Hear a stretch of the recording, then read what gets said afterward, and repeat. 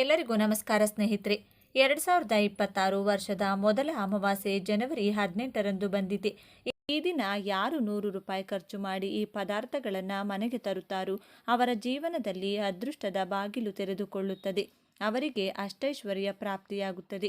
ಅಷ್ಟೇ ಅಲ್ಲದೆ ಅವರ ಮನೆಯಲ್ಲಿ ಲಕ್ಷ್ಮೀದೇವಿ ಶಾಶ್ವತವಾಗಿ ನೆಲೆಸುತ್ತಾಳೆ. ಅವರಿಗೆ ಬೇಕಾದಷ್ಟು ಐಶ್ವರ್ಯವನ್ನು ಕೊಡುತ್ತಾಳೆ. ಹಾಗಾಗಿ ಮರೆಯದೆ ಅಮಾವಾಸ್ಯೆಯ ದಿನ ಈ ವಸ್ತುಗಳನ್ನು ತಪ್ಪದೆ ಮನೆಗೆ ತನ್ನಿ. ಒಂದು ವೇಳೆ ನಾನು ಹೇಳಿದ ಪದಾರ್ಥಗಳಲ್ಲಿ ಎಲ್ಲವೂ ತರಲು ಸಾಧ್ಯವಾಗದಿದ್ದರೆ ಕನಿಷ್ಠ ಪಕ್ಷ 2 ಪದಾರ್ಥಗಳನ್ನಾದರೂ ಮನೆಗೆ ತರೋಕೆ ಪ್ರಯತ್ನ ಪಡಿ. ಆ ಪದಾರ್ಥಗಳು ಯಾವುವು ಎಂದು ತಿಳಿಯುವುದಕ್ಕೂ ಮುಂಚೆ ನೀವೇನು ನಮ್ಮ ಚಾನಲ್ನ ಸಬ್ಸ್ಕ್ರೈಬ್ ಮಾಡ್ಕೊಂಡಿಲ್ಲ ಅಂದರೆ ಖಂಡಿತ ಈಗಲೇ ಸಬ್ಸ್ಕ್ರೈಬ್ ಮಾಡ್ಕೊಳ್ಳಿ. ಹಾಗೆ ಈ ವಿಡಿಯೋ ಇಷ್ಟ ಆದರೆ ಮರೆಯದೆ ಒಂದು ಲೈಕ್ ಕೊಡಿ. ಎಲ್ಲರೂ ಭಕ್ತಿಯಿಂದ ಜೈ ಗಣೇಶ ಅಂತ ಕಮೆಂಟ್ ಮಾಡಿ. ಸ್ನೇಹಿತರೆ, ಈ ದಿನ ಮಹಿಳೆಯರು ಸೂರ್ಯೋದಯಕ್ಕೆ ಮುನ್ನವೇ ಎದ್ದು ಸ್ನಾನ ಮಾಡಿ ಉಪವಾಸ ಮಾಡುವ ಪ್ರತಿಜ್ಞೆ ಮಾಡುತ್ತಾರೆ. ಗಣೇಶನಿಗೆ ನಮಸ್ಕರಿಸಿ ಪಂಚಾಮೃತದೊಂದಿಗೆ ಗಂಗಾ ಜಲದಿಂದ ಭಗವಂತನಿಗೆ ಅಭಿಷೇಕ ಮಾಡಬೇಕು. ಈಗ ಶ್ರೀಗಂಧ, ಅಕ್ಷತೆ ಮತ್ತು ಹೂಗಳನ್ನು ಭಗವಂತನಿಗೆ ಅರ್ಪಿಸಿ ದೇವಸ್ಥಾನದಲ್ಲಿ ತುಪ್ಪದ ದೀಪವನ್ನು ಹಚ್ಚಿ ಪೂಜೆಯ ಸಮಯದಲ್ಲಿ ಹಣ್ಣುಗಳು, ಹೂವುಗಳು ಮತ್ತು ಸಿಹಿ ತಿಂಡಿಗಳನ್ನು ಅರ್ಪಿಸಲಾಗುತ್ತದೆ. ಇದರ ನಂತರ ಮಹಿಳೆಯರು ವ್ರತ ಕಥೆಯನ್ನು ಕೇಳುತ್ತಾರೆ. ಅವರು ಶಿವ, ಪಾರ್ವತಿ ಮತ್ತು ವಿಷ್ಣುವನ್ನು ಪೂಜಿಸುತ್ತಾರೆ. ಅಂತಿಮವಾಗಿ ಆರತಿ ಮತ್ತು ನೈವೇದ್ಯ ಅರ್ಪಿಸಿ ಪೂಜೆಯಲ್ಲಿ ತಿಳಿದು ಅಥವಾ ತಿಳಿಯದೆಯೋ ಮಾಡಿದ ತಪ್ಪುಗಳಿಗೆ ಕ್ಷಮೆಯನ್ನು ಕೇಳುತ್ತಾರೆ. ಈ ದಿನದ ವ್ರತವು ಪತಿಗೆ ದೀರ್ಘಾಯುಷ್ಯವನ್ನು ಕರುಣಿಸುತ್ತದೆ, ಕುಟುಂಬದಲ್ಲಿ ಸಂತೋಷ ಮತ್ತು ಸಮೃದ್ಧಿಯನ್ನು ತರುತ್ತದೆ ಎನ್ನುವ ನಂಬಿಕೆ ಇದೆ. ನೀವು ಈ ಪದಾರ್ಥಗಳನ್ನೇನಾದರೂ ಅಮಾವಾಸ್ಯೆ ದಿನ ಮನೆಗೆ ತಂದರೆ ನೀವು ಮುಟ್ಟಿದ್ದೆಲ್ಲವೂ ಚಿನ್ನವಾಗುವ ಸಾಧ್ಯತೆ ಇದೆ. ಕೂತು ತಿಂದರೂ ಕರಗದಷ್ಟು ಐಶ್ವರ್ಯ ನಿಮ್ಮ ಪಾಲಾಗುತ್ತದೆ. ನಾವೆಲ್ಲರೂ ಅಮಾವಾಸ್ಯೆಗೆ ತುಂಬ ಶಕ್ತಿ ಇದೆ ಎಂದು ನಂಬುತ್ತೇವೆ. ಅಮಾವಾಸ್ಯೆ ದಿನ ನೀವು ಮನೆಗೆ ತರಬೇಕಾದ ಮೊದಲನೇ ಪದಾರ್ಥ ಅರಿಶಿನ. ಅಮಾವಾಸ್ಯೆ ದಿನ ಅರಿಶಿನ ತರುವುದರಿಂದ ದೀರ್ಘ ಸುಮಂಗಲಿ ಯೋಗ ಜೊತೆಗೆ ಅಷ್ಟೈಶ್ವರ್ಯ ಪ್ರಾಪ್ತಿಯಾಗುತ್ತದೆ.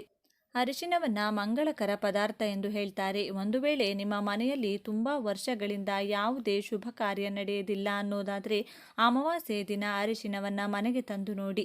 ಅತಿ ಶೀಘ್ರದಲ್ಲೇ ಯಾವುದಾದರೂ ಒಂದು ಶುಭ ಕಾರ್ಯ ನಿಮ್ಮ ಮನೆಯಲ್ಲಿ ತಪ್ಪದೆ ನಡೆಯುತ್ತದೆ. ನಮ್ಮ ಪುರಾಣಗಳಲ್ಲೂ ಕೂಡ ಇದರ ಬಗ್ಗೆ ಒಂದು ಉಲ್ಲೇಖವಿದೆ. ಅದೇನೆಂದರೆ ಪರ್ವ ದಿನಗಳಲ್ಲಿ ಅರಿಶಿನವನ್ನು ಮನೆಗೆ ತರುವುದರಿಂದ ಸಕಾರಾತ್ಮಕ ಶಕ್ತಿ ಮನೆಯೊಳಗೆ ಪ್ರವೇಶಿಸುತ್ತದೆ. ಹಾಗೆ ನಕಾರಾತ್ಮಕ ಶಕ್ತಿ ಮನೆಯಿಂದ ಹೊರಗೆ ಹೊರಟು ಹೋಗುತ್ತದೆಂದು ಹೇಳಲಾಗಿದೆ. ಇನ್ನು ಅಮಾವಾಸ್ಯೆಯ ದಿನ ನೀವು ಮನೆಗೆ ತಂದ ಅರಿಶಿನದಿಂದ ಹಾಲನ್ನು ಬಳಸಿ ಒಂದು ಲಕ್ಷ್ಮಿ ಬೊಂಬೆಯನ್ನು ತಯಾರಿಸಿ ಅದನ್ನು ದೇವರ ಮನೆಯಲ್ಲಿಟ್ಟು ಪೂಜೆ ಮಾಡಿ. ಅಮಾವಾಸ್ಯೆ ಮುಗಿದ ನಂತರ ಆ ಲಕ್ಷ್ಮಿ ಬೊಂಬೆಯನ್ನು ನೀವು ಹಾಗೆ ಹರಿಯುವ ನೀರಿನಲ್ಲಿ ಅಥವಾ ಬಾವಿಯೊಳಗೆ ಹಾಕಬಹುದು. ಅಥವಾ ಅದನ್ನು ಪುಡಿ ಪುಡಿ ಮಾಡಿ ಚೆನ್ನಾಗಿ ಒಣಗಿಸಿ ಒಂದು ಡಬ್ಬಿಯಲ್ಲಿ ತುಂಬಿಟ್ಟುಕೊಂಡು ನೀವು ಸ್ನಾನ ಮಾಡುವ ಮುಂಚೆ ಅದನ್ನು ಹಚ್ಚಿಕೊಂಡು ಸ್ನಾನ ಮಾಡಿದರೆ ಮೈಯಲ್ಲಿರುವಂಥ ದುರದೃಷ್ಟ ಹೊರಟು ಹೋಗಿ ಅದೃಷ್ಟ ಬರುತ್ತದೆ. ಹಾಗೆ ಮೈಯೊಳಗೆ ಸಕಾರಾತ್ಮಕ ಶಕ್ತಿ ಪ್ರವೇಶಿಸುತ್ತದೆ. ದೀರ್ಘ ಸುಮಂಗಲಿ ಯೋಗ ಹೆಚ್ಚಾಗುತ್ತದೆ. ಮೈಯಲ್ಲೂ ಮುಖದಲ್ಲೂ ಕಳೆ ಹೆಚ್ಚಾಗುತ್ತದೆ. ಆದರೆ ನಾವು ಈ ಅರಿಶಿನದಿಂದ ಲಕ್ಷ್ಮಿ ಬೊಂಬೆಯನ್ನು ತಯಾರಿಸಿದ ಕಾರಣ ಇನ್ನು ಕಾಲಿಗೆ ಹಚ್ಚಬಾರದು. ಇನ್ನು ಅಮಾವಾಸ್ಯೆಯ ದಿನ ನಮಗೆ ತರಬೇಕಾದ 2ನೇ ಪದಾರ್ಥ ಕಲ್ಲುಪ್ಪು. ಅಮಾವಾಸ್ಯೆಯ ದಿನ ಕಲ್ಲುಪ್ಪನ್ನು ಕೊಂಡುಕೊಂಡು ಬಂದರೆ ಮನೆಗೆ ತಂದರೆ ತುಂಬಾ ಒಳ್ಳೆಯದು. ಉಪ್ಪು ಲಕ್ಷ್ಮೀದೇವಿಗೆ ತುಂಬ ಇಷ್ಟ. ಉಪ್ಪು ಹಾಗೂ ಲಕ್ಷ್ಮೀದೇವಿ ಇಬ್ಬರು ಸಮುದ್ರದಿಂದಲೇ ಹುಟ್ಟಿರುವುದರಿಂದ ಉಪ್ಪು ಎಲ್ಲಿದ್ದರೆ ಲಕ್ಷ್ಮೀದೇವಿ ಅಲ್ಲಿರುತ್ತಾಳೆ ಎಂದು ಹೇಳುತ್ತಾರೆ. ಹಾಗಾಗಿ ಶುಕ್ರವಾರಗಳು, ಹುಣ್ಣಿಮೆ, ಅಮಾವಾಸ್ಯೆ, ಲಕ್ಷ್ಮೀ ಹಬ್ಬ ಮುಂತಾದ ದಿನಗಳಲ್ಲಿ ಮಹಾಲಕ್ಷ್ಮಿಯನ್ನು ನಿಮ್ಮ ಮನೆಗೆ ಆಹ್ವಾನಿಸಲು ತಪ್ಪದೆ ಕಲ್ಲುಪ್ಪನ್ನು ಮನೆಗೆ ತಂದುಕೊಳ್ಳಿ. ಅಮಾವಾಸ್ಯೆಯ ದಿನ ಈ ರೀತಿ ಕಲ್ಲುಪ್ಪನ್ನು ಮನೆಗೆ ತಂದು ನಿಮ್ಮ ದೇವರ ಮನೆಯಲ್ಲಿಟ್ಕೊಂಡ್ರೆ ತಲೆಮಾರುಗಳವರೆಗೂ ಕರಗದಷ್ಟು ಆಸ್ತಿ ನಿಮ್ಮದಾಗುತ್ತೆ. ಹಣಕ್ಕೆ ಯಾವಾಗಲೂ ಕೊರತೆ ಬರುವುದಿಲ್ಲ. ಹಣ ಪ್ರವಾಹದಂತೆ ಬರಲು ಅವಕಾಶಗಳು ಹುಟ್ಟಿಕೊಳ್ಳುತ್ತದೆ. ಹಿಂದಿನ ಕಾಲದವರು ಅಮಾವಾಸ್ಯೆಯ ದಿನ ಕಲ್ಲುಪ್ಪನ್ನು ಮನೆಗೆ ತಂದು ಅದನ್ನು ಮಣ್ಣಿನ ಮಡಕೆಯಲ್ಲಿ ತುಂಬಿ ಅದರೊಳಗೆ ಕೆಲವು ನಾಣ್ಯಗಳನ್ನು ಹಾಕಿ ದೇವರ ಮನೆಯಲ್ಲಿಡುತ್ತಿದ್ದರು. ಈಗಲೂ ಹಿರಿಯರು ಇರುವ ಮನೆಯಲ್ಲಿ ಇದನ್ನು ಮಾಡುತ್ತಾರೆ. ಮಾರ್ವಾಡಿಗಳು ಈ ಪರಿಹಾರವನ್ನು ಹೆಚ್ಚಾಗಿ ಮಾಡುತ್ತಾರೆ. ಅವರು ಈ ರೀತಿ ಉಪ್ಪನ್ನು ಅಂಗಡಿಯಲ್ಲಿ ಹಾಗೂ ಮನೆಗಳಲ್ಲಿ ಅಮಾವಾಸ್ಯೆಯ ದಿನ ಕೆಲವು ನಾಣ್ಯಗಳನ್ನು ಹಾಕಿಡುತ್ತಾರೆ. ಆದ್ದರಿಂದಲೇ ಮಾರ್ವಾಡಿಗಳ ಕೈಯಲ್ಲಿ ಯಾವಾಗಲೂ ಕೂಡ ಹಣ ಇರುತ್ತದೆ. ಉಪ್ಪಿನಲ್ಲಿ ಹಣ ಇಟ್ಟರೆ ಅದು ಬೆಳೆಯುತ್ತದೆ ಎಂದು ಪೂರ್ವಕಾಲದಿಂದಲೂ ಒಂದು ನಂಬಿಕೆ ಇದೆ. ತುಂಬ ಜನ ಸಂಬಳ ಬಂದ ತಕ್ಷಣ ಮೊದಲನೇ ದಿನ ಆ ಪೂರ್ತಿ ಹಣವನ್ನು ಒಂದು ಪೇಪರ್ನಲ್ಲಿ ಸುತ್ತಿ ಉಪ್ಪಿನ ಡಬ್ಬಿಯಲ್ಲಿಟ್ಟು ದೇವರ ಮನೆಯಲ್ಲಿ ಆ ಡಬ್ಬಿಯನ್ನಿಟ್ಟು ಬಿಡುತ್ತಾರೆ. ಉಪ್ಪಿನಲ್ಲಿ ನೀವು ಇಟ್ಟಿರುವಂಥ ದುಡ್ಡಿಂದ ಮನೆಗೆ ಬೇಕಾದ ಯಾವುದೇ ಪದಾರ್ಥ ಅಥವಾ ವಸ್ತು ಕೊಂಡುಕೊಂಡಾಗ ಅದರಲ್ಲಿ ಒಂದೊಂದು ರೂಪಾಯಿ ದುಡ್ಡನ್ನು ಕೂಡ ಸೇರಿಸುತ್ತಾ ಬಂದರೆ ನೀವು ಮನೆಗೆ ತಂದಂಥ ವಸ್ತು ತುಂಬ ದಿನ ಕೆಟ್ಟು ಹೋಗದೆ ಅಥವಾ ಹಾಳಾಗದೆ ಉಳಿಯುತ್ತದೆ. ಒಂದು ವೇಳೆ ಆ ದುಡ್ಡನ್ನು ನೀವು ಚಿನ್ನ ತರಲು ಬಳಸಿದರೆ ಆ ಚಿನ್ನವನ್ನು ಯಾವಾಗಲೂ ಅಡವಿಡುವ ಪರಿಸ್ಥಿತಿ ಬರುವುದಿಲ್ಲ. ಮತ್ತೆ ಮತ್ತೆ ಚಿನ್ನ ಕೊಂಡುಕೊಳ್ಳುವ ಅದೃಷ್ಟ ಬರುತ್ತದೆ. ಅಥವಾ ಆ ದುಡ್ಡನ್ನು ನೀವು ನಿಮ್ಮ ಬೀರು ಒಳಗೆ ಇಟ್ಟರೂ ಕೂಡ ನಿಮ್ಮ ಬೀರುವಿನಲ್ಲಿ ಹಣ ಯಾವಾಗಲೂ ಖಾಲಿಯಾಗಲ್ಲ. ಪೂಜೆಯ ನಂತರ ಆ ಉಪ್ಪಿನಿಂದ ಮೊದಲು ಒಂದು ಹಿಡಿ ಉಪ್ಪನ್ನು ತೆಗೆದುಕೊಂಡು ಮಹಾಲಕ್ಷ್ಮಿಗೆ ದೃಷ್ಟಿ ತೆಗೆಯಿರಿ. ಬಳಿಕ ಮನೆಯಲ್ಲಿ ಎಲ್ಲರೂ ಒಂದೊಂದು ಹಿಡಿ ಉಪ್ಪನ್ನು ತೆಗೆದುಕೊಂಡು ದೃಷ್ಟಿ ತೆಗೆದುಕೊಳ್ಳಿ. ಕೊನೆಯದಾಗಿ ಒಂದು ಹಿಡಿ ಉಪ್ಪನ್ನು ಕೈಯಲ್ಲಿ ಹಿಡಿದುಕೊಂಡು ನಿಮ್ಮ ಮನೆಯ ಮುಖ್ಯ ದ್ವಾರದ ಮುಂದೆ ನಿಂತ್ಕೊಂಡು ನಿಮ್ಮ ಮನೆಗೆ ಕೂಡ ದೃಷ್ಟಿ ತೆಗೆಯಿರಿ. ಆ ರೀತಿ ದೃಷ್ಟಿ ತೆಗೆದಂಥ ಉಪ್ಪನ್ನು ಯಾವುದಾದರೂ ನೀರು ಅಥವಾ ಯಾರೂ ತುಳಿಯದೇ ಇರುವಂತಹ ಕಡೆ ಎಸೆದು ಬಿಡಿ. ಇನ್ನು ಉಳಿದಿರುವ ಉಪ್ಪನ್ನು ಅಡುಗೆಗೆ ಉಪಯೋಗಿಸಿ. ಪೂಜೆಗೆ ಬಳಸಿದ ಉಪ್ಪಿನಿಂದ ಮಾಂಸಾಹಾರ ಪದಾರ್ಥಗಳಿಗೆ ಇದನ್ನು ಉಪಯೋಗಿಸಬೇಡಿ. ಇನ್ನು ಅಮಾವಾಸ್ಯೆ ದಿನ ನೀವು ಮನೆಗೆ ತರಬೇಕಾದ ಮೂರನೇ ಪದಾರ್ಥ ಬೆಲ್ಲ. ಶ್ರೀ ಮಹಾಲಕ್ಷ್ಮಿಗೆ ಬೆಲ್ಲ ಅಂದರೂ ಬೆಲ್ಲದಿಂದ ತಯಾರಿಸಿದ ಸಿಹಿ ಅಂದರೂ ತುಂಬ ಇಷ್ಟ. ಹಬ್ಬದ ದಿನಗಳಲ್ಲಿ ಬೆಲ್ಲವನ್ನು ಮನೆಗೆ ತಂದರೆ ತುಂಬ ಒಳ್ಳೆಯದು. ಹಬ್ಬದ ದಿನಗಳಲ್ಲಿ ಸಿಹಿ ಪದಾರ್ಥ ತಯಾರಿಸಬೇಕು ಅನ್ನುವುದಕ್ಕೆ ಇದು ಕೂಡ ಒಂದು ಕಾರಣನೇ. ಹಾಗಾದರೂ ಜನ ಮನೆಗೆ ಏಲಕ್ಕಿ ಬೆಲ್ಲ ತರುತ್ತಾರಲ್ಲ, ಅದಕ್ಕಾಗಿ ಅಮಾವಾಸ್ಯೆಯ ದಿನ ಬೆಲ್ಲವನ್ನು ಮನೆಗೆ ತರುವುದರಿಂದ ಅತಿ ಬೇಗನೆ ಸಿಹಿ ಸುದ್ದಿ ಕೇಳುತ್ತೀರಿ. ಇನ್ನು ನೀವು ಮನೆಗೆ ತಂದ ಬೆಲ್ಲದಲ್ಲಿ ಒಂದು ತುಂಡನ್ನು ಮಹಾಲಕ್ಷ್ಮಿಯ ಮುಂದೆ ಇಟ್ಟು ಉಳಿದಿರುವುದರಲ್ಲಿ ಯಾವುದಾದರೂ ಸಿಹಿ ನೈವೇದ್ಯ ತಯಾರಿಸಿ ದೇವಿಗೆ ಸಮರ್ಪಿಸಿ. ಇನ್ನು ನೀವು ಅಮಾವಾಸ್ಯೆ ದಿನ ಮನೆಗೆ ತರಬೇಕಾದ ನಾಲ್ಕನೇ ಪದಾರ್ಥ ಏಲಕ್ಕಿ. ಏಲಕ್ಕಿಯನ್ನು ಮನೆಗೆ ತರುವುದರಿಂದ ಅದೃಷ್ಟ ಐಶ್ವರ್ಯ ಬರುತ್ತದೆ. ನೀವು ಈ ರೀತಿ ತಂದ ಏಲಕ್ಕಿಯಿಂದ ಒಂದು ಹಾರವನ್ನು ತಯಾರಿಸಿ ಅದನ್ನು ಲಕ್ಷ್ಮೀ ದೇವಿ ಅಥವಾ ನಿಮ್ಮ ಮನೆಯಲ್ಲಿ ವೆಂಕಟೇಶ್ವರ ಸ್ವಾಮಿ ಫೋಟೋ ಇದ್ದರೆ ಅದಕ್ಕೆ ಹಾಕಿ ಆ ಹಾರವನ್ನು ಒಂದು ವಾರದವರೆಗೂ ಫೋಟೋ ಮೇಲೆ ಹಾಗೆ ಬಿಡಬೇಕು. ವಾರದ ನಂತರ ಆ ಮಾಲೆಯನ್ನು ತೆಗೆದು ಏಲಕ್ಕಿಯನ್ನು ಬಿಡಿಸಿ ನಿಮ್ಮ ಪರ್ಸ್ ಒಳಗೆ ಬೀರು ಒಳಗೆ ಇಟ್ಕೊಂಡು ಉಳಿದಿರುವುದನ್ನು ಅಡುಗೆಗೆ ಬಳಸಿಕೊಳ್ಳಿ. ಒಂದು ಪೂಜೆಗೆ ಇದು ಉಪಯೋಗಿಸುವುದರಿಂದ ಮಾಂಸಾಹಾರ ಅಡುಗೆಗಳಿಗೆ ಬಳಸಬೇಡಿ. ಯಾವುದಾದರೂ ನೈವೇದ್ಯಕ್ಕೆ ಉಪಯೋಗಿಸಿದರೆ ಒಳ್ಳೆಯದು. ಇದೇ ಸ್ನೇಹಿತರೆ, ನೀವು ಅಮಾವಾಸ್ಯೆ ದಿನ ತರಬೇಕಾದಂಥ 4 ಪದಾರ್ಥಗಳು. ಬರೀ 100 ರೂಪಾಯಿಯಲ್ಲಿ ಈ 4 ಪದಾರ್ಥಗಳು ಕೂಡ ನಾವು ಮನೆಗೆ ತರಬಹುದು. 100 ರೂಪಾಯಿ ಖರ್ಚು ಮಾಡಿದರೆ ಒಂದು ವರ್ಷವಿಡೀ ಕೈ ತುಂಬ ಹಣ ಬರುತ್ತಾ ಇರುತ್ತೆ. ಹಾಗಾಗಿ ಮರೆಯದೆ ಈ 4 ಪದಾರ್ಥಗಳನ್ನು ತಂದುಕೊಳ್ಳಿ. ಒಂದು ವೇಳೆ ಯಾವುದಾದ್ರೂ ಕಾರಣದಿಂದ 4 ಪದಾರ್ಥಗಳು ತರಲು ಸಾಧ್ಯವಾಗದಿದ್ದರೆ ಕನಿಷ್ಠ ಪಕ್ಷ 2 ಪದಾರ್ಥಗಳನ್ನಾದರೂ ತಪ್ಪದೆ ತಂದುಕೊಳ್ಳಿ. ಎಷ್ಟೇ ಪೂಜೆಗಳನ್ನು ಮಾಡಿದ್ರು, ಎಷ್ಟೇ ವ್ರತಗಳನ್ನು ಮಾಡಿದ್ರು, ಯಾವುದೇ ಪರಿಹಾರವನ್ನು ಪಾಲಿಸಿದ್ರು ನಮಗಿರುವ ಹಣದ ಸಮಸ್ಯೆಗಳು, ಕೋರ್ಟ್ ಕೇಸ್ ಸಮಸ್ಯೆಗಳು, ಭೂಮಿಯ ವಿವಾದಗಳು ಬಗೆಹರಿಯುತ್ತಿಲ್ಲ. ಬಡತನದ ಜೀವನದಿಂದ ಹೊರಬರೋದಕ್ಕೆ ದಾರಿ ಕಾಣಿಸ್ತಿಲ್ಲ. ಶತ್ರುಗಳು ಹೆಜ್ಜೆ ಹೆಜ್ಜೆಗೂ ನಮ್ಮನ್ನು ಅವಮಾನಿಸುತ್ತಾರೆ, ನಿಂದಿಸುತ್ತಾರೆ. ಎಷ್ಟೇ ಪ್ರಯತ್ನ ಮಾಡಿದರೂ ನಾವು ಉದ್ಧಾರ ಆಗ್ತಿಲ್ಲ ಅನ್ನೋದಾದರೆ ಈ ಮರದ ಬೇರನ್ನು ಮನೆಯ ಬಾಗಿಲಿಗೆ ಕಟ್ಟಿದರೆ ಸರ್ವ ದೇವತೆಗಳ ರಕ್ಷಣೆ ಮನೆಗೆ ಸಿಗುತ್ತದೆ. ಈ ಬೇರಿನ ಕೆಳಗೆ ಕುಟುಂಬದವರು ದಿನವೂ ಓಡಾಡಿದರೆ ಕಷ್ಟಗಳೆಲ್ಲ ಮಂಜಿನಂತೆ ಕರಗಿ ಹೋಗುತ್ತದೆ. ಜೀವನದಲ್ಲಿನ ಎಲ್ಲ ವಿಧವಾದ ಸಮಸ್ಯೆಗಳು ದೂರವಾಗಲು, ಹಣದ ಏಳಿಗೆ, ನೆಮ್ಮದಿಯನ್ನು ಪಡೆಯಲು ಬಾಗಿಲಿಗೆ ಯಾವ ಬೇರನ್ನು ಕಟ್ಟಬೇಕು, ಯಾವ ವಸ್ತುವನ್ನು ಮಣ್ಣಿನಲ್ಲಿ ಊತಿಟ್ರೆ ಶುಕ್ರನ ಬಲ ಹೆಚ್ಚಾಗಿ ಧನಾಕರ್ಷಣೆಯಾಗುತ್ತದೆ ಎಂದು ಇವತ್ತಿನ ಈ ವಿಡಿಯೋದಲ್ಲಿ ಸಂಪೂರ್ಣವಾಗಿ ತಿಳಿಸಿಕೊಡ್ತೀನಿ. ಬನ್ನಿ. ಅದಕ್ಕೂ ಮುನ್ನ ನೀವಿನ್ನು ಚಾನಲ್ಗೆ ಸಬ್ಸ್ಕ್ರೈಬ್ ಆಗಿಲ್ಲ ಅಂದರೆ ಈಗಲೇ ಸಬ್ಸ್ಕ್ರೈಬ್ ಆಗಿ, ಹಾಗೆ ವಿಡಿಯೋಗೆ ಲೈಕ್ ಮಾಡಿ, ವಿಡಿಯೋ ಸ್ಕಿಪ್ ಮಾಡದೆ ಕೊನೆ ತನಕ ನೋಡಿ. ಎಲ್ಲರೂ ಭಕ್ತಿಯಿಂದ ಓಂ ಶ್ರೀ ಮಹಾಲಕ್ಷ್ಮಿ ನಮಃ ಅಂತ ಕಮೆಂಟ್ ಮಾಡಿ. ಒಬ್ಬ ಮನುಷ್ಯ ಜೀವನದಲ್ಲಿ ಏಳಿಗೆ ಕಾಣಬೇಕು, ಶ್ರೀಮಂತಿಕೆ ನೋಡಬೇಕು ಅಂದರೆ ಗ್ರಹಗಳಲ್ಲಿ ಅತಿ ಮುಖ್ಯವಾಗಿ ಗುರುಬಲ ಇರಬೇಕು. ಜೊತೆಗೆ ಶುಕ್ರನ ಬಲ ಇರಲೇಬೇಕು. ನವಗ್ರಹಗಳಲ್ಲಿ ಗುರುಗ್ರಹದ ನಂತರ ಅತ್ಯಂತ ಶಕ್ತಿಶಾಲಿ ಗ್ರಹವೆಂದರೆ ಅದು ಶುಕ್ರಗ್ರಹ. ಶುಕ್ರನ ಬಲ ಹೆಚ್ಚಾಗಲು ಪ್ರತಿ ಶುಕ್ರವಾರ ಸ್ನಾನ ಮಾಡುವ ನೀರಿಗೆ 1-2 ಏಲಕ್ಕಿಯನ್ನು ನೆನೆಸಿ ನಂತರ ಸ್ನಾನ ಮಾಡಬೇಕು. ಇದರಿಂದ ಸದಾ ಶುಕ್ರನ ಅನುಗ್ರಹ ನಿಮ್ಮ ಜೊತೆಗೆ ಇರುತ್ತದೆ. ಮೈತುಂಬ ಸಾಲ ಮಾಡಿಕೊಂಡಿದ್ದೀವಿ ಗುರುಗಳೇ, ಯಾವ ಕೆಲಸಕ್ಕೆ ಕೈ ಹಾಕಿದರೂ ನಷ್ಟ ಆಗುತ್ತೆ, ನಮಗೆ ಅಂತ 1 ರೂಪಾಯಿ ಕೂಡ ಹುಟ್ಟುವುದಿಲ್ಲ, ಹಣದ ಸಮಸ್ಯೆಗಳಿಂದ ಜೀವನ ನರಕೆ ಆಗೋಗಿದೆ ಅಂದರೆ ಅದಕ್ಕೆ ಶುಕ್ರನ ಬಲ ಕಡಿಮೆಯಾಗಿದೆ ಎಂದರ್ಥ. ಶುಕ್ರನ ಬಲ ಇಲ್ಲದವರಿಗೆ ಸದಾ ಸ್ತ್ರೀಯರೊಂದಿಗೆ ಗಲಾಟೆ ಜಗಳಗಳು ನಡೆಯುತ್ತದೆ. ಸ್ತ್ರೀ ಸಂತಾನದ ಜೊತೆಗೆ ಸದಾ ಕಲಹದಲ್ಲಿ ಮುಳುಗಿರ್ತೀರಾ. ಸ್ವತಃ ತಮ್ಮ ತಾಯಿಯೊಂದಿಗೆ, ಸಹೋದರಿಯರೊಂದಿಗೆ, ಪತ್ನಿಯೊಂದಿಗೆ ಕೂಡ ಯಾವಾಗಲೂ ಕಲಹಗಳು ನಡೆಯುತ್ತಲೇ ಇರುತ್ತೆ. ಆಗ ನಿಮಗೆ ಶುಕ್ರನ ಬಲ ಇಲ್ಲವೆಂದು ಅರ್ಥ ಮಾಡಿಕೊಳ್ಳಬೇಕು. ಅಂತಹ ಸಮಯದಲ್ಲಿ ಶುಕ್ರನ ಬಲ ಹೆಚ್ಚಿಸಿಕೊಳ್ಳಲು ಸ್ತ್ರೀಯರನ್ನು ಸದಾ ಗೌರವಿಸಬೇಕು. ಯಾರು ಸ್ತ್ರೀಯರನ್ನ ಗೌರವಪೂರ್ವಕವಾಗಿ ಕಾಣುತ್ತಾರೋ, ಸ್ತ್ರೀಯರನ್ನ ಗೌರವಿಸುತ್ತಾರೋ ಅವರಿಗೆ ಶುಕ್ರನ ಅನುಗ್ರಹ ಬಲ ಇದ್ದಂತಿರುತ್ತದೆ. ಇದರಿಂದ ಹಣಕಾಸಿನ ಸಮಸ್ಯೆಗಳು ಹತ್ತಿರ ಸುಳಿಯೋದಿಲ್ಲ. ಎಷ್ಟೇ ಕಷ್ಟ ಬಂದರೂ ಆ ಕಷ್ಟದಿಂದ ಹೊರಬರಲು ಶುಕ್ರನೇ ದಾರಿಯನ್ನ ತೋರಿಸ್ತಾನೆ. ಮನೆಗೆ ಸಮೀಪದಲ್ಲಿರುವಂಥ ಯಾವುದಾದರೂ ದೇವಾಲಯಗಳಿಗೆ ನಿಮ್ಮ ಕಷ್ಟ ಕಣ್ಣೀರು ಕಳೆಯುವ ತನಕ ನಿಮ್ಮ ಕೈಲಾದಷ್ಟು ಹಸುವಿನ ತುಪ್ಪವನ್ನು ನೀಡಿ ಬನ್ನಿ. ನೀವು ಕೊಟ್ಟಂತಹ ತುಪ್ಪ ಆ ದೇಗುಲದ ದೀಪಗಳಿಗೆ, ಆ ದೇಗುಲದಲ್ಲಿ ಮಾಡುವಂತಹ ಪ್ರಸಾದ ನೈವೇದ್ಯಗಳಿಗೆ ಬಳಸಿದರೆ ನಿಮ್ಮ ಕರ್ಮ ಕಳೆಯುತ್ತಾ ಬರುತ್ತದೆ. ಜಾತಕದಲ್ಲಿ ಶುಕ್ರನ ಬಲ ಇದರಿಂದ ಹೆಚ್ಚಾಗ್ತಾ ಹೋಗುತ್ತದೆ.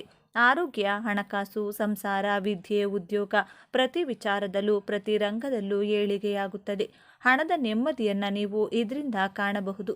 ಒಂದಲ್ಲ ಒಂದು ಮೂಲದಿಂದ ಹಣ ಬಂದು ಸದಾ ಕೈನಲ್ಲಿ ದುಡ್ಡು ಚೆನ್ನಾಗಿ ಓಡಾಡುತ್ತದೆ. ಈಗಿನ ಕಾಲದಲ್ಲಿ ಪ್ರತಿಯೊಬ್ಬರಿಗೂ ಇರುವ ಮುಖ್ಯ ಸಮಸ್ಯೆ ಅಂದರೆ ಸಂಪಾದನೆ ಮಾಡಿದ್ದು ಕೈನಲ್ಲಿ ನಿಲ್ಲೋದಿಲ್ಲ. ಋಣಬಾಧೆಗಳಿಂದ, ಸಾಲದ ಸುಳಿ, ಹಣದ ವಿಪರೀತ ಸಮಸ್ಯೆ. ಒಂದು ದಿನವೂ ನೆಮ್ಮದಿಯಾಗಿ ನಿದ್ರಿಸಲು ಸಾಧ್ಯವಾಗುವುದಿಲ್ಲ. ಜೀವನದಲ್ಲಿ ಎಲ್ಲವನ್ನೂ ಕಳೆದುಕೊಂಡು ನೆಮ್ಮದಿಯೇ ಇಲ್ಲದ ಜೀವನವನ್ನು ನಡೆಸುತ್ತಿರುತ್ತಾರೆ. ಎಲ್ಲ ಪರಿಹಾರಗಳನ್ನು ಮಾಡಿ ಇನ್ಮೇಲೆ ಯಾವುದು ಬೇಡ ಭಗವಂತ ಇಟ್ಟ ರೀತಿ ಬದುಕು ಬಿಡೋಣ ಅನ್ನುವಷ್ಟು ನೊಂದಿರುತ್ತಾರೆ. ಅಂಥವರು ಈ ಒಂದು ಬೇರನ್ನು ಸ್ಪರ್ಶಿಸಿದರೆ, ಮನೆಯ ಬಾಗಿಲಿಗೆ ಈ ವಿಧಾನದಲ್ಲಿ ಕಟ್ಟಿದರೆ ಅದ್ಭುತಗಳು ಜೀವನದಲ್ಲಿ ನಡೆಯುವುದಕ್ಕೆ ಶುರುವಾಗುತ್ತದೆ. ಮೊದಲಿಗೆ ಜನಾಕರ್ಷಣೆ, ಧನಾಕರ್ಷಣೆ ಆಗಲು, ನೀವು ಅಂದುಕೊಂಡಂಥ ಕೆಲಸಗಳು ಆಗಲು, ಎಲ್ಲದರಲ್ಲೂ ಯಶಸ್ಸನ್ನು ಗಳಿಸಲು, ಹಣದ ಸಮಸ್ಯೆಯಿಂದ ಹೊರಬಂದು ನಿತ್ಯ ಸುಖ ಜೀವನವನ್ನು ನೋಡಲು ನಿಮಗೆ ಸಮಯ ಸಿಕ್ಕಾಗಲೆಲ್ಲ ಪ್ರಯಾಣಿಸುವಾಗ ಆಗಿರಬಹುದು, ಊಟ ಮಾಡುವಾಗ ಆಗಿರಬಹುದು, ಸ್ನಾನವಾದ ಬಳಿಕ ದೇವಾಲಯಗಳಿಗೆ ಹೋದಾಗ ಆಗಿರಬಹುದು, ರೀಂ ಶ್ರೀಂ ರೀಂ ಎಂಬ ಶಕ್ತಿಶಾಲಿ 3 ಅಕ್ಷರದ ಮಂತ್ರವನ್ನು ಹೇಳಿಕೊಳ್ಬೇಕು. ಇದರಿಂದ ಯಶಸ್ಸಿನ ಆಕರ್ಷಣೆಯಾಗುತ್ತದೆ. ಮಾಡುವ ಕೆಲಸದಲ್ಲಿ ಯಶಸ್ಸು, ಮನೋಸ್ಥೈರ್ಯ ಕೂಡ ವೃದ್ಧಿಯಾಗುತ್ತದೆ. ಇದರ ಜೊತೆಗೆ ಮನೆಯ ಬಾಗಿಲಿಗೆ ಈ ಶಕ್ತಿಯುತ ಬೇರನ್ನು ಕಟ್ಟಬೇಕು. ಈ ಬೇರು ಯಾವುದೆಂದರೆ ಆಲದ ಮರದ ಬೇರು. ಈ ಬೇರನ್ನು ಯಾವುದೇ ದಿನ ಮನೆಗೆ ತಂದು ಒಂದು ಸಲ ಹಾಲಿನಿಂದ, ಮತ್ತೊಂದು ಸಲ ಶುದ್ಧ ಜಲದಿಂದ ತೊಳೆದು, ನಂತರ ಹಳದಿ ಕೆಂಪು ದಾರದಲ್ಲಿ ಕಟ್ಟಿ, ಬಿಳಿ ಅಥವಾ ಹಳದಿ ವಸ್ತ್ರದಲ್ಲಿ ಈ ಬೇರನ್ನು ಕಟ್ಟಿ ದೇವರ ಕೋಣೆಯಲ್ಲಿಟ್ಟು ಪೂಜಿಸಬೇಕು. ಮನೆಯ ಎಲ್ಲ ಕಷ್ಟಗಳು ನಿವಾರಣೆಯಾಗಿ ಉತ್ತಮೋತ್ತಮ ಫಲಗಳು ಪ್ರಾಪ್ತಿಯಾಗಲಿ. ಮನೆಯ ಸದಸ್ಯರಿಗಿರುವಂಥ ಅನಾರೋಗ್ಯದ ಸಮಸ್ಯೆ, ಸಾಲದ ಸಮಸ್ಯೆ, ಅದೃಷ್ಟದ ಕೊರತೆಗಳನ್ನು ದೂರ ಮಾಡಿ ರಕ್ಷಿಸು ಎಂದು ವಿಷ್ಣು ನಾಮಸ್ಮರಣೆ ಮಾಡುತ್ತಾ ಬೇಡಿಕೊಳ್ಬೇಕು. ನಂತರ ಈ ಬೇರು ಕಟ್ಟಿದ ಮೂಟೆಯನ್ನು ಮನೆಯ ಹೊರಭಾಗ ಬಾಗಿಲಿನ ಮೇಲ್ಭಾಗದಲ್ಲಿ ನೇತು ಹಾಕಬೇಕು. ಇದರಿಂದ ವಿಪರೀತವಾಗಿ ಧನಾಕರ್ಷಣೆಯಾಗುತ್ತದೆ. ಮನೆಯಲ್ಲಿನ ಎಂಥದ್ದೇ ಕಠಿಣ ಸಮಸ್ಯೆಗಳು ಶೀಘ್ರವಾಗಿ ದೂರವಾಗುತ್ತೆ. ಇದಕ್ಕೆ ಕಾರಣ ಏನು ಅಂತ ನೋಡೋದಾದರೆ, ಆಲದ ಮರ ಶ್ರೀ ಮಹಾವಿಷ್ಣು ದೇವರ ಸ್ವರೂಪ. ಪ್ರಳಯ ಕಾಲದಲ್ಲಿ ಸೃಷ್ಟಿಯು ಜಲದಿಂದ ತುಂಬಿ ಹೋದಾಗ ಮುದ್ದು ಕೃಷ್ಣನು ಆಲದ ಮರದ ಎಲೆಯ ಮೇಲೆ ಹೆಬ್ಬೆರಳನ್ನು ಬಾಯಲ್ಲಿಟ್ಟುಕೊಂಡು ದರ್ಶನವನ್ನು ನೀಡಿದ್ದನು. ಜ್ಞಾನವನ್ನು ಉಪದೇಶಿಸುವ ದಕ್ಷಿಣಾಮೂರ್ತಿ ರೂಪದಲ್ಲಿರುವ ಪರಮೇಶ್ವರನು ಕೂಡ ಆಲದ ಮರದ ಕೆಳಗೆ ಜ್ಞಾನವನ್ನು ಉಪದೇಶಿಸಿದ್ದನು. ಸ್ವತಃ ಪರಮೇಶ್ವರನಿಗೆ, ಮಹಾವಿಷ್ಣುವಿಗೆ ಅತ್ಯಂತ ಪ್ರಿಯವಾದ ಮರ ಅಥವಾ ವೃಕ್ಷವೆಂದರೆ ಅದು ಆಲದ ಮರ. 100 ವರ್ಷಗಳ ಕಾಲ ತಪಸ್ವಿಗಳು ಆಲದ ಮರದ ಕೆಳಗೆ ಕುಳಿತು ತಪಸ್ಸನ್ನು ಮಾಡುತ್ತಿದ್ದರು. ಸಾಕ್ಷಾತ್ ಮಹಾವಿಷ್ಣುವಿನ ರೂಪವೇ ಆಲದ ಮರವಾಗಿದೆ. ಸಾಕ್ಷಾತ್ ಶ್ರೀಕೃಷ್ಣನು ಆಲದ ಮರದ ಎಲೆಯ ಮೇಲೆ ಬೆಣ್ಣೆಯನ್ನಿಟ್ಟು ಜನರಿಗೆ ಹಂಚಿದ್ದನೆಂದು ಪುರಾಣಗಳು ಹೇಳುತ್ತವೆ. ಅಂತಹ ಶಕ್ತಿ ಆಲದ ಮರಕ್ಕಿದೆ. ಆದ್ದರಿಂದ ಯಾವ ಮನೆಯ ಮುಂದೆ ಆಲದ ಮರದ ಬೇರಿರುತ್ತದೋ ಆ ಮನೆಗೆ ಹಣ, ಐಶ್ವರ್ಯ, ಸಂಪತ್ತು ನಿರಂತರವಾಗಿ ವೃದ್ಧಿಯಾಗುತ್ತಲೇ ಇರುತ್ತದೆ. ವ್ಯಾಪಾರ ಮಾಡುವವರಿಗೆ ಅತಿ ಹೆಚ್ಚು ನಷ್ಟಗಳು ಆಗ್ತಾ ಇದ್ರೆ, ಹಣಕಾಸಿನ ಸಮಸ್ಯೆಗಳಿಂದ ಹೊರಬರೋದಕ್ಕೆ ಆಗ್ತಾನೇ ಇಲ್ಲ. ನಾನಾ ದೇವರಿಗೆ ಕೈ ಮುಗಿತೀನಿ, ಎಷ್ಟೋ ಪೂಜೆ ಪುನಸ್ಕಾರ, ಹೋಮ ಹವನಗಳೆಲ್ಲ ಮಾಡಿಸ್ತೀವಿ, ಆದರೂ ನಮ್ಮ ಸಮಸ್ಯೆಗಳು ತೀರ್ತಾ ಇಲ್ಲ ಅಂದರೆ ಅದಕ್ಕೆ ಶುಕ್ರ ಬಲ ಇಲ್ಲವೆಂದರ್ಥ. ಶುಕ್ರವಾರ ಆದಷ್ಟು ಹಸುವಿನ ತುಪ್ಪವನ್ನು ನಿಮ್ಮ ಆಹಾರದಲ್ಲಿ ಬಳಸಿ. ಇದರಿಂದ ಶುಕ್ರನ ಅನುಗ್ರಹ ಪ್ರಾಪ್ತಿಯಾಗುತ್ತದೆ. ಹಣದ ಸಂಕಷ್ಟಗಳು ದಿನೇ ದಿನೇ ಕಡಿಮೆಯಾಗ್ತಾ ಬರುತ್ತದೆ. ಶುಕ್ರವಾರ ಬೆಳಗಿನ ಸಮಯದಲ್ಲಿ ಕಲ್ಲು ಸಕ್ಕರೆ ಅಥವಾ ಸಕ್ಕರೆಯನ್ನ ಜೊತೆಗೆ ಮೊಸರನ್ನ ಯಾರಿಗಾದರೂ ದಾನವಾಗಿ ನೀಡ್ತಾ ಬನ್ನಿ. ಇದರಿಂದ ಶುಕ್ರನ ಬಲ ಹೆಚ್ಚಾಗಿ ದುಡ್ಡು ಕೈನಲ್ಲಿ ಚೆನ್ನಾಗಿ ಓಡಾಡುತ್ತೆ. ಬರಬೇಕಾದಂತಹ ಹಣ ನಿಮ್ಮ ಕೈ ಸೇರುತ್ತದೆ. ಸಾಲಗಳು ಒಂದು ಕಡೆಯಿಂದ ಕ್ಲಿಯರ್ ಆಗುತ್ತೆ. ಪ್ರತಿ ಶುಕ್ರವಾರ ಕಪ್ಪು ಬಣ್ಣದ ಗೋಮಾತೆಗೆ ನಿಮ್ಮ ಕೈಯಿಂದ ಆಹಾರ ತಿನ್ನಿಸ್ತಾ ಬನ್ನಿ. ಈ ಪರಿಹಾರವನ್ನ ಕೆಲವು ದಿನಗಳ ಕಾಲ ತಪ್ಪದೇ ಪಾಲಿಸಿ. ಇದರಿಂದ ಕ್ರಮಕ್ರಮವಾಗಿ ಶುಕ್ರನ ಬಲ ಹೆಚ್ಚಾಗುತ್ತದೆ. ವಯಸ್ಸಾದವರಿಗೆ ಶುಕ್ರವಾರದ ದಿನದಂದು ನಿಮ್ಮ ಕೈನಿಂದ ಸಿಹಿ ತಿನಿಸುಗಳನ್ನು ತಿನ್ನಲು ನೀಡಿದರೆ ಶುಕ್ರದೇವನ ಅನುಗ್ರಹ ಪ್ರಾಪ್ತಿಯಾಗುತ್ತದೆ. ಇಷ್ಟು ದಿನ ನಡೆಯುತ್ತಿದ್ದಂತಹ ನಷ್ಟ ಕಷ್ಟಗಳ ಪ್ರಮಾಣ ಕಡಿಮೆಯಾಗಿ ಸುಖಜೀವನ ಪ್ರಾಪ್ತಿಯಾಗುತ್ತದೆ. ಇನ್ನು ಅತಿ ಮುಖ್ಯವಾಗಿ ಬೆಳ್ಳಿ ಲೋಹದಿಂದ ಒಂದು ಚಿಕ್ಕ ವೃತ್ತಾಕಾರದ ಪೆಂಡೆಂಟ್ನ ಮಾಡಿಸಿಕೊಂಡು ಸದಾ ನಿಮ್ಮ ಪರ್ಸ್ನಲ್ಲೋ ಜೇಬ್ನಲ್ಲೋ ಇಟ್ಟುಕೊಂಡು ನೋಡಿ. ಆವತ್ತಿನಿಂದಲೇ ನಿಮ್ಮ ಜೀವನ ಸಂಪೂರ್ಣವಾಗಿ ಬದಲಾಗುತ್ತದೆ. ಈ ವಸ್ತು ನಿಮ್ಮ ಜೊತೆಗಿದ್ದು ನೀವು ಮಾಡುವಂಥ ಯಾವುದೇ ಕಾರ್ಯಗಳಲ್ಲೂ ಯಶಸ್ಸು, ಹಣದ ಸಿಹಿ ಖಚಿತವಾಗಿ ಸಿಗುತ್ತದೆ. ಶುಕ್ರನ ಅನುಗ್ರಹದಿಂದ ಸರ್ವ ವಿಧವಾದಂತಹ ಶುಭ ಫಲಗಳು ಪ್ರಾಪ್ತಿಯಾಗುತ್ತೆ. ಶ್ರೀಮಂತಿಕೆ ಹೆಚ್ಚಾಗ್ತಾ ಹೋಗುತ್ತೆ. ಪ್ರತಿ ಶುಕ್ರವಾರ ಶುಕ್ರಬಲ ನಿಮಗೆ ಸಿಕ್ಕಿದೆ ಎಂದು ಅನುಭವ ಆಗೋ ತನಕವೂ ಆದ ನಂತರವೂ ಬಿಳಿ ಬಣ್ಣದ ವಸ್ತ್ರವನ್ನು ಬಳಸುತ್ತಾ ಬನ್ನಿ. ದೇಹವನ್ನು ಶುಚಿಯಾಗಿಟ್ಟುಕೊಂಡ್ರೆ ಶುಕ್ರನ ಬಲ ಹೆಚ್ಚಾಗುತ್ತದೆ. ಈ ವಿಷಯ ನೆನಪಿನಲ್ಲಿರಲಿ. ಸುಗಂಧ ದ್ರವ್ಯಗಳನ್ನು ದೇಹಕ್ಕೆ ಬಳಸಿ ಸ್ನಾನದ ನೀರಿಗೂ ಸುಗಂಧ ದ್ರವ್ಯಗಳನ್ನು ಬೆರೆಸಿ ಸ್ನಾನವನ್ನು ಮಾಡ್ತಾ ಬನ್ನಿ. ಮಹಾಲಕ್ಷ್ಮೀ ದೇವಿಗೆ ಶುಕ್ರನ ಹೆಸರನ್ನು ಹೇಳುತ್ತಾ ಬಿಳಿ ಬಣ್ಣದ ಪುಷ್ಪಗಳನ್ನು ಅರ್ಪಿಸಿ. ಇದರಿಂದ ನಿಮ್ಮ ಹಣದ ಕಷ್ಟಗಳು ಕಡಿಮೆಯಾಗಿ ಕಡಿಮೆ ಅವಧಿಯಲ್ಲಿ ಶ್ರೀಮಂತಿಕೆಯನ್ನು ಕಾಣಬಹುದು. ಕಷ್ಟಪಟ್ಟು ದುಡಿಬೇಕು. ದೈವ ಮಾರ್ಗ ಸನ್ಮಾರ್ಗದಲ್ಲೇ ನಡೆಯಬೇಕು. ಕಷ್ಟ ಸುಖವೆಲ್ಲ ದೇವರು ನೀಡುವಂತಹ ವರವೆಂದು ಜೀವಿಸಬೇಕು. ಸುಲಭವಾಗಿ ಈ ಜಗತ್ತಿನಲ್ಲಿ ಏನೂ ಕೂಡ ಸಿಗೋದಿಲ್ಲ. ಅದನ್ನು ಮರೆಯಬಾರದು. ದೈವಶಕ್ತಿಯ ಅನುಗ್ರಹ ಸದಾ ಇರುತ್ತದೆ. ಹಾಗೆಯೇ ಮನೆಯಲ್ಲಿನ ಎಲ್ಲ ಕಷ್ಟಗಳು ಕಳೆದು ಹಣದ ಖರ್ಚು ಕಡಿಮೆಯಾಗಲು ಶಂಖವನ್ನು ಮನೆಯಲ್ಲಿಡಬೇಕು. ಇದರಿಂದ ಸ್ಥಿರಲಕ್ಷ್ಮಿಯ ಅನುಗ್ರಹ ಪ್ರಾಪ್ತಿಯಾಗುತ್ತದೆ. ಧನಾಕರ್ಷಣೆ ಉಂಟಾಗಿ ವಿಶೇಷ ಏಳಿಗೆಯನ್ನು ಮನೆಯಲ್ಲಿ ನೀವು ಕಾಣಬಹುದು. ತೀವ್ರವಾದ ಸಾಲದ ಸಮಸ್ಯೆಗಳಿದ್ದವರು ಹುಣ್ಣಿಮೆಗೂ ಮೊದಲು ಬರುವಂಥ ಬುಧವಾರದ ದಿನದಂದು ಸೂರ್ಯೋದಯಕ್ಕೂ ಮುನ್ನ ನಿಮ್ಮ ಮನೆಯ ದೇವರ ಕೋಣೆಯಲ್ಲಿ ಬೆಳ್ಳಿ ಲೋಹದಿಂದ ತಯಾರು ಮಾಡಿದ ಚಿಕ್ಕ ಆನೆಯ ಮೂರ್ತಿಯನ್ನಿಡಬೇಕು. ಮಹಾಲಕ್ಷ್ಮೀ ದೇವಿಗೆ ಆನೆಗಳೆಂದರೆ ಬಲು ಪ್ರೀತಿ. ಬೆಳ್ಳಿ ಲೋಹ ಚಂದ್ರನಿಗೆ ಪ್ರಿಯ. ಚಂದ್ರನಿಗೆ ಅಧಿಷ್ಠಾನ ದೇವತೆ. ಶ್ರೀ ಮಹಾಲಕ್ಷ್ಮೀ ದೇವಿ ಬೆಳ್ಳಿ ಆನೆಯ ವಿಗ್ರಹವನ್ನು ಮನೆಯಲ್ಲಿಟ್ಟು ಪೂಜಿಸುತ್ತಾ ಬಂದರೆ ಲಕ್ಷ್ಮೀ ಚಂದ್ರರ ಅನುಗ್ರಹದಿಂದ ಸಾಲಗಳು ಹಂತ ಹಂತವಾಗಿ ತೀರಿ ಹೋಗುತ್ತದೆ. ಇನ್ನು ಯಾವುದಾದ್ರೂ ಮಂಗಳವಾರದ ದಿನ ಒಂದು ಚಿಕ್ಕ ಪಾತ್ರೆ ಅಥವಾ ಬಟ್ಟಲಿನಲ್ಲಿ ಜೇನುತುಪ್ಪವನ್ನು ತುಂಬಿಸಿ ಆ ಬಟ್ಟಲನ್ನು ಯಾರೂ ಓಡಾಡದೇ ಇರುವಂಥ ನಿರ್ಜನ ಪ್ರದೇಶದಲ್ಲಿ ಚಿಕ್ಕದಾಗಿ ಗುಂಡಿ ತೆಗೆದು ಅದರೊಳಗೆ ಮುಚ್ಚಿ ಮನೆಗೆ ಬರಬೇಕು. ಜೇನುತುಪ್ಪವು ಶುಕ್ರನಿಗೆ ಪ್ರಿಯವಾದದ್ದು. ಈ ಕೆಲಸ ಮಾಡೋದ್ರಿಂದ ಶುಕ್ರನ ಬಲ ಹೆಚ್ಚಾಗುತ್ತದೆ. ಜೇನುತುಪ್ಪದ ಬಟ್ಟಲನ್ನು ಎಲ್ಲಾದರೂ ಹೂತಿಡಲು ಸಾಧ್ಯವಾಗದಿದ್ದರೆ ದೈವ ವೃಕ್ಷಗಳ ಕೆಳಗೆ ಇರುವೆಗಳಿಗೆ ಆಹಾರವಾಗಿ ಹಾಕ್ತಾ ಬರಬೇಕು. ಇದರಿಂದಲೂ ಶುಕ್ರನ ಅನುಗ್ರಹ ಪ್ರಾಪ್ತಿಯಾಗುತ್ತೆ. ಹಣದ ಎಲ್ಲ ಸಮಸ್ಯೆ, ಸಾಲದ ಎಲ್ಲ ಕಷ್ಟಗಳು ಶೀಘ್ರವಾಗಿ ದೂರವಾಗಿ ಸುಖ ನೆಮ್ಮದಿಯ ಜೀವನವನ್ನು ನೀವು ನೋಡಬಹುದು. ಇನ್ನು ವ್ಯಾಪಾರಸ್ಥರು ವ್ಯಾಪಾರ ಚೆನ್ನಾಗಿ ನಡಿಬೇಕು. ನರದೃಷ್ಟಿ, ಅಕ್ಕಪಕ್ಕದ ಅಂಗಡಿಯವರ ದೃಷ್ಟಿ ದೂರವಾಗಿ ಚೆನ್ನಾಗಿ ವ್ಯಾಪಾರ ಆಗಲು 7 ಲಡ್ಡುಗಳಿಂದ ಮನೆಯವರ ಕೈನಲ್ಲಿ ದೃಷ್ಟಿಯನ್ನು ತೆಗೆಸಿಕೊಳ್ಬೇಕು.